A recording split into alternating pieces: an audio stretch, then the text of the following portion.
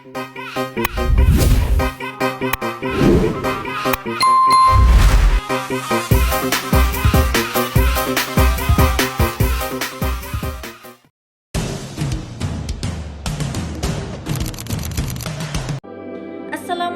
warahmatullahi wabarakatuh. Bertemu lagi dengan saya. Seperti biasa, kalian sudah tahu kan apa yang saya bawakan di video ini, yaitu materi. Apalagi kalau bukan materi, guys. Jadi di materi ini tentang konsep negara. Ini tentang konsep negara loh. Jadi harus kalian nonton karena ini sangat menarik, sangat keren, guys. Judulnya tuh konsep negara. Terus di materi ini ada beberapa pertanyaan yang terdengar benar, namun sebenarnya menjebak cara berpikir kita. Terus, kalau mendengar kata negara, apa yang pertama kali muncul di pikiran kalian? Mungkin presiden, pemerintah, atau aturan? Oh, nanti kita bahas nanti ya. Nanti aja ya. Jadi teman-teman, jangan skip video saya, nonton sampai akhir supaya kalian tahu materi yang saya bawakan hari ini tuh materi yang sangat menarik loh. Rugi kalau kalian gak nonton. Jadi nonton ya supaya kita sama-sama belajar, karena memahami konsep negara itu bukan sekilat enggak, tapi butuh proses. Di sini kita sama-sama belajar ya teman-teman. Jadi jangan skip video saya karena kali ini saya akan membahas tentang konsep negara, dan itu patut untuk kalian tahu, harus kalian tahu konsep negara itu apa. Oke, nonton sampai akhir. Negara adalah suatu organisasi yang memiliki wilayah rakyat, pemerintahan, dan kedaulatan. Dan negara itu dibentuk untuk mengatur kehidupan masyarakat agar lebih tertib dan terarah. Jadi, negara ini bukan hanya gedung pemerintahan atau pemimpin saja, bukan. Tapi sebuah sistem besar yang mengatur kehidupan bersama. Baik, contoh sederhananya kita ambil contoh yang di sekolah. Di sekolah ini dia menerapkan aturan supaya kegiatan itu belajar berjalan dengan sesuai dengan rencana, dengan tertib, ya kan? Nah, itu contoh sederhananya. Begitu juga dengan negara, tetapi dalam cakupan yang jauh lebih luas gitu. Terus, karena negara itu bukan bergantung hanya satu orang, melainkan pada sistem rakyat, wilayah, dan hukum yang berjalan.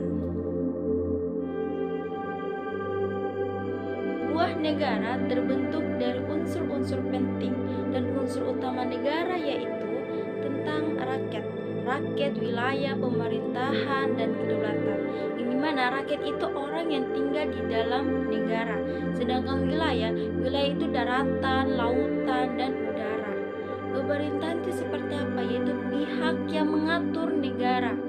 Kedaulatan itu seperti kekuasaan yang tertinggi. Jadi, kalau salah satu unsur tidak ada, maka negara tidak bisa berjalan sempurna. Begitu teman-teman.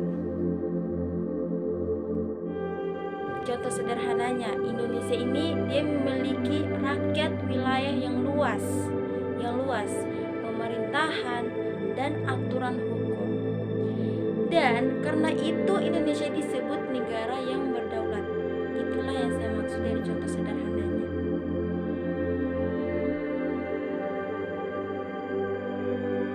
Kedaulatan adalah kekuasaan tertinggi dalam negara.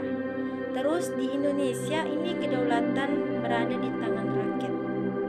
Artinya, rakyat memiliki hak untuk memilih pemimpin dan menentukan arah negara melalui sistem demokrasi. Namun pelaksanaannya itu tetap diatur oleh hukum dan konstitusi. Begitu teman-teman. Terus bagaimana kalau rakyat ini pemegang kedaulatan? Berarti rakyat ini bebas melakukan apa saja begitu? Oh tidak guys, tidak. Justru kedaulatan rakyat ini kedaulatan rakyat tetap dibatasi oleh hukum, tetap. Karena tanpa aturan negara bisa kacau, bisa banget teman-teman. Jadi kayak gimana sih, kebebasan tetap harus disertai tanggung jawab, harus disertai, yang dimana tuh contoh sederhananya kita ini bebas, kita ya bebas berpendapat di media sosial, bebas guys, bebas. Tetapi tetap tidak boleh menyebarkan hoaks atau menghina orang lain, begitu, semacam itu.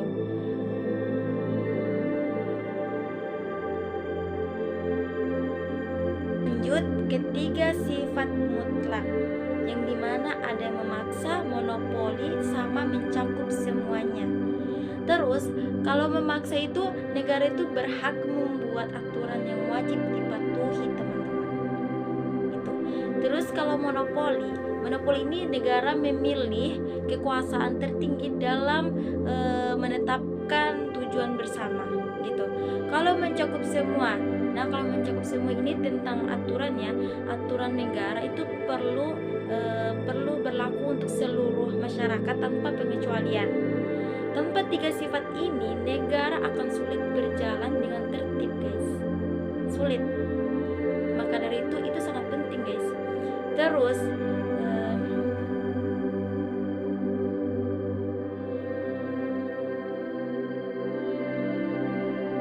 materi saya yaitu tentang terbentuknya negara.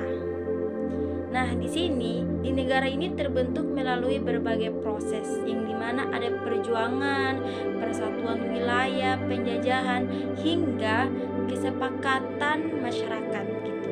Indonesia sendiri lahir dari perjuangan panjang melawan penjajahan. Karena itu, negara bukan hanya tentang kekuasaan, tetapi juga tentang sejarah dan pengorbanan, gitu teman-teman. Jadi, negara ini bukan sekedar pemimpin atau simbol, melainkan negara adalah sistem besar yang dibangun oleh rakyat, aturan wilayah, dan kedaulatan. Dan memahami konsep negara berarti memahami bagaimana kehidupan bersama bisa berjalan dengan tertib, begitu.